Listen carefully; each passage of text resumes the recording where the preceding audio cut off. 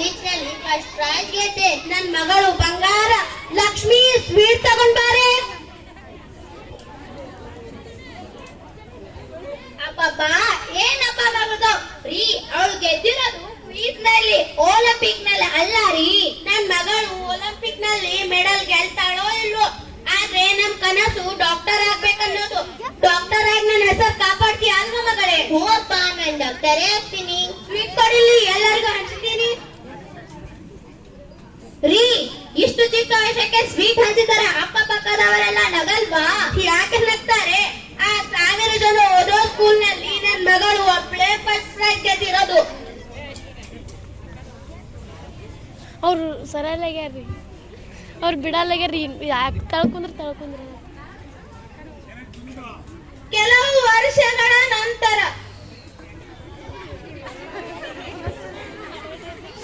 ಲಕ್ಷ್ಮಿ, ನನ್ ಮಗಳು ಸ್ಕೂಲಲ್ಲಿ ಟಾಪರ್ ಕಣೆ. ನನ್ನ ಮುದ್ದು ಮಗಳು. ನನ್ ಮಗಳಿಗೆ ದೃಷ್ಟಿ ಆಗಿರುತ್ತೆ, ದೃಷ್ಟಿ ತೆಗಿ.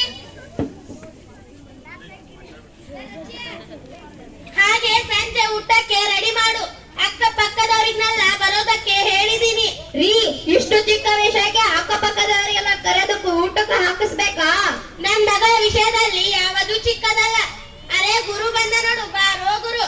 ನನ್ ಮಗಳು SSLC ಅಲ್ಲಿ ಸ್ಕೂಲ್ಗೆ ಟಾಪರ್ ಕಣೋ. ಸೂಪರ್ ಕಣೋ, ಕಂಗ್ರಾಚುಲೇಷನ್ ಪುಟ್ಟಿ. Thanks uncle. ಮುಂದೆ ಏನಾಗ್ಬೇಕಂತಿದೀಯಾ? ಅನ್ಕೊಳ್ಳೋದೇನು, MBBS ಓದ್ತಾಳೆ ಅಷ್ಟೇ. ಅಲ್ಲ ಕಣೋ, ಅವಳಿಗೆ ಏನ್ ಓದ್ಬೇಕಂತ ಆಸೆ ಇದೆ ಅಂತ ಕೇಳಲ್ವಾ? ಅವಳು ಇನ್ನು ಚಿಕ್ಕವಳು, ಅವಳಿಗೆ ಏನ್ ಗೊತ್ತಾಗುತ್ತೆ? ನಾ ಹೇಳ್ದಾಗೆ ಡಾಕ್ಟರ್ ಓದ್ತಾಳೆ. ಹಂಗಲ್ಲ ಕಣೋ, ಅವಳು ಚಿಕ್ಕ ಹುಡುಗಿ ಇದ್ದಾಗ ಬೇರೆ, ಈಗ ಬೇರೆ. ಒಂದ್ಸಲ ಅವಳಿಗೆ ಏನ್ ಓದ್ಬೇಕಂತ ಇಷ್ಟ ಅಂತ ಕೇಳಲ್ವಾ? ನೋಡು ಗುರು, ಬಂದ ಊಟ ಮಾಡ್ತಾ ಹೋಗ್ತಾ ಇರ್ಬೇಕು. ನನ್ನ ಮಗಳ ವಿಷಯದಲ್ಲಿ ಕಂಡೋರು ಬಂದು ನನಗೆ ಹೇಳಬಾರದು. ಇನ್ನು ನೀನು ಹೋಗಬಹುದು. ನಾನ್ ಹೇಳೋದು ನಿನ್ಗೆ ಈಗ ಅರ್ಥ ಆಗಲ್ಲ, ಒಂದಿನ ಖಂಡಿತ ಅರ್ಥ ಆಗುತ್ತೆ. ಸಲು, ನಿನಗೆ ಏನು ಓದೋಕೆ ಇಷ್ಟ? ಹೇಳು, ಹೇಳೆ. ಅಪ್ಪ, ಅದು ಪೈಲೆ ಏನು ಹೇಳು ಇನ್ನೊಂದು ಸರಿ. ಅದೇ ಅಪ್ಪ, ಡಾಕ್ಟರ್ ಆಗ್ತೀನಿ. ನೋಡು ಲಕ್ಷ್ಮಿ, ಆ ಸುಮಾರು ಮಗಳು ಮಂಗಳೂರಿನಲ್ಲಿ ST ಕಾಲೇಜ್ ನಲ್ಲಿ PUC ಓದಿ ಒಳ್ಳೆ ಮಾರ್ಕ್ಸ್ ತಗೊಂಡು MBBS ಸೀಟ್ ಸಿಕ್ಕಿದೆ ಅಂತೆ. ನಮ್ ಸಲೂನಿಗೂ ಕೂಡ ಅಲ್ಲೇ ಸೇರಿಸಿ ಬಿಡೋಣ. ಸರಿ, ಅಲ್ಲೇ ಸೇರಿಸಿ ಬಿಡೋಣ. ಚೆನ್ನಾಗಿ ಟೀಚ್ ಮಾಡ್ತಾರಂತೆ. ಅಪ್ಪ ಬೇಡ ಅಪ್ಪ, ನಾನು ಇಲ್ಲೇ ಯಾವ್ದಾದ್ರು ಕಾಲೇಜ್ ನಲ್ಲಿ ಓದ್ತೀನಿ. ನಾನು ಮಂಗಳೂರಿಗೆ ಹೋಗಿ ಹಾಸ್ಟೆಲ್ ನಲ್ಲಿ ಇರಲ್ಲ ಅಪ್ಪ. ಅಪ್ಪ, ನಾನು ನಿಮ್ ಬಿಟ್ಟು ಎಲ್ಲಿ ಹೋಗಲ್ಲ ಅಪ್ಪ. ನೋಡು ಮಗಳೇ, ಇಲ್ಲಿ ಅಷ್ಟು ಒಳ್ಳೆಯ ಕಾಲೇಜು ಇಲ್ಲ. ಅಲ್ಲೇ ಹೋಗಿ ಚೆನ್ನಾಗಿ ಓದಿಕೋ.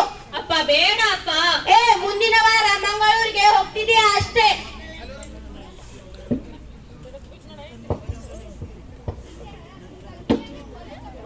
ಕೆಲವು ತಿಂಗಳ ನಂತರ ಲಕ್ಷ್ಮಿ, ಇವತ್ ನನ್ ಮಗ ರಿಸಲ್ಟ್ ಅಲ್ವಾ? ಮಾರ್ಕಸ್ ಎಷ್ಟು ಬಂದಿದೆ? ಓಹೋ, ಬಂದಿದೆ. ನಿಮಗೆ ಟೀ ಕೊಡ್ಲಾ ಅಥವಾ ಕಾಫಿ ಕೊಡ್ಲಾ? ನನ್ ಮಗ ರಿಸಲ್ಟ್ ಬಗ್ಗೆ ನಾನು ಟೆನ್ಷನ್ ನಲ್ಲಿ ಇದ್ದೀನಿ. ನೀನು ಟೀ ಕುಡ್ಲಾ ಕಾಫಿ ಕುಡ್ಲಾ ಅಂತಿದೀಯಾ? ನಿಮ್ಮ ಮಗಳೇ ಬಂದಿದ್ದಾಳೆ, ಕೇಳಿ. ಸಲೂನಿ, ನಿನಗೆ ರಿಸಲ್ಟ್ ಎಷ್ಟು ಬಂದಿದೆ ಅಮ್ಮ? ಅಪ್ಪ, ಅದು ಜಸ್ಟ್ ಪಾಸ್ ಆಗಿದ್ದೀನಿ ಅಪ್ಪ. ಏನು ಜಸ್ಟ್ ಪಾಸ್? ಇವಳು ಹೇಳ್ತಿರೋದು ನಿಜಾನಾ? ಜಸ್ಟ್ ಪಾಸ್ ಆಗಿ ಬಂದಿದ್ದಾಳೆ ನಿಮ್ಮ ಮಗಳು? ಅಯ್ಯೋ, ನನ್ನ ಮರ್ಯಾದೆ ಹೋಯ್ತೆ. ನಾನು ಊರಿನಲ್ಲಿ ನನ್ನ ಮಗಳನ್ನು ಡಾಕ್ಟರ್ ಮಾಡ್ತೀನಿ ಅಂತ ಹೇಳಿಕೊಂಡು ಬಂದಿದ್ದೇನೆ. ಅಪ್ಪ, ನಂಗೆ ಡಾಕ್ಟರ್ ಆಗೋಕೆ ಇಷ್ಟ ಇಲ್ಲ ಅಪ್ಪ. ಅಪ್ಪ, ನನ್ ಪೈಲಟ್ ಆಗೋದೇ ನನ್ ಕನಸಪ್ಪ. ಏನು ಪೈಲಟ್? ಆ ಡ್ರೈವರ್ ಕೆಲಸ ಮಾಡೋಕೆ ಇಷ್ಟ ಪಡ್ತೀಯಾ? ನೋಡು ಲಕ್ಷ್ಮಿ, ಇವರಿಗೆ ಡಾಕ್ಟರ್ ಓದೋಕೆ ಇಷ್ಟ ಇಲ್ಲವಂತೆ, ಆ ಡ್ರೈವರ್ ಕೆಲಸ ಮಾಡೋಕೆ ಇಷ್ಟವಂತೆ. ನೀನು ಹುಟ್ಟಿದಾಗ ನನ್ನ ಮಗಳು ಹುಟ್ಟಿದ್ದು ಅನ್ಕೊಂಡಿಲ್ಲ. ನಮ್ಮ ಮನೆಯಲ್ಲಿ ಡಾಕ್ಟರ್ ಹುಟ್ಟಿದ್ದು ಅಂದುಕೊಂಡಿದ್ದೆ. ನೀನು ಬದುಕಿದ್ರು ಸತ್ರು ಡಾಕ್ಟರ್ ಆಗೇ ಬದುಕಬೇಕು, ಇಲ್ಲಾಂದ್ರೆ ನನ್ನ ಕೈಯಾರೆ ನಿನ್ನನ್ನು ಸಾಯಿಸಿ ಬಿಡುತ್ತೇನೆ. ಅಪ್ಪ ಸಾರಿ ಅಪ್ಪ, ನಾನ್ ಚೆನ್ನಾಗಿ ಓದಿ ಡಾಕ್ಟರ್ ಆಗ್ತೀನಪ್ಪ. ಅಪ್ಪ, ನನ್ನ ಹತ್ರ ಮಾತಾಡಿ ಅಪ್ಪ. ಅಮ್ಮ, ನೀನಾದ್ರು ಅಪ್ಪಂಗೆ ಹೇಳಮ್ಮ.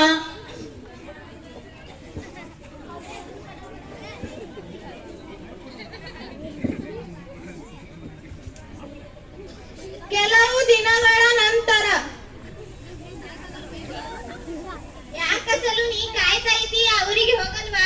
ಇಲ್ಲ, PUC ಎಕ್ಸಾಮ್ ನಲ್ಲಿ ಕಮ್ಮಿ ಮಾರ್ಕ್ ಬಂದಿದೆ. ಎಂಟ್ರಾನ್ ಎಕ್ಸಾಮ್ ಕೂಡ ಚೆನ್ನಾಗಿಲ್ಲ. ಮೆಡಿಕಲ್ ಸೀಟ್ ಸಿಗಲ್ಲ ನನಗೆ. ಇದಕ್ಕೆ ಯಾರಾದ್ರೂ ಹೇಳ್ತಾರೆ, ಮತ್ತೆ ಎಕ್ಸಾಮ್ ಬರೆದು ಪಾಸ್ ಆದ್ರೆ ಆಯ್ತು ಅಷ್ಟೇ. ನಿಮ್ ಮನೇಲಿ ಇರೋ ಸಪೋರ್ಟ್ ನಮ್ ಮನೇಲಿ ಇಲ್ಲ ಕಣೆ. ಈ ವಿಷಯ ಏನಾದ್ರೂ ಅವ್ರಿಗೆ ಗೊತ್ತಾದ್ರೆ ಅವ್ರನ್ನ ಸುಮ್ಮನೆ ಬಿಡಲ್ಲ ಕಣೆ.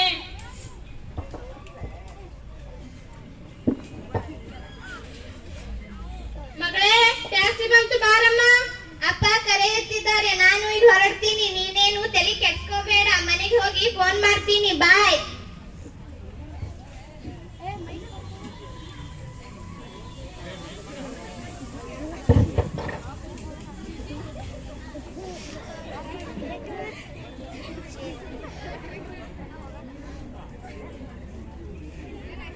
ಸಲೂಣಿ, ಸಲೂಣಿ, ಬಾಗಿಲ್ ತೆಗೆಯಮ್ಮ. ಅಯ್ಯೋ ಅಪ್ಪ ಅಮ್ಮ ಬರ್ತಿದ್ದಾರೆ, ಏನ್ ಮಾಡ್ಲಿ ಈಗ? ಈ ವಿಷಯ ಏನಾದ್ರೂ ಅವ್ರಿಗೆ ಗೊತ್ತಾದ್ರೆ ಅಯ್ಯೋ ಏನ್ ಮಾಡ್ಲಿ ಈಗ? ಸಲೂಣಿ, ಕಿವಿ ಕೇಳಿಸ್ತಾ ಇಲ್ವಾ? ಬಾಗಿಲ್ ತೆಗೆಯಮ್ಮ. ರೀ, ನಂಗೆ ತುಂಬಾನೇ ಭಯ ಆಗ್ತಿದೆ ಕಣ್ರಿ. ಅಪ್ಪ ಅಮ್ಮ ನನ್ನ ಕ್ಷಮಿಸಿ ಬಿಡಿ. ಸಲೂಣಿ, ನಿನ್ನ ಭಯ ಅಲ್ಲಮ್ಮ, ಬಾಗಿಲು ತೆಗಿ.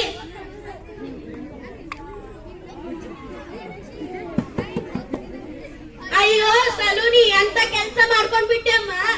ಸಲೂನಿ, ಅಯ್ಯೋ ಸಲೂನಿ, ಪುಟ್ಟಿ ಪುಟ್ಟಿ.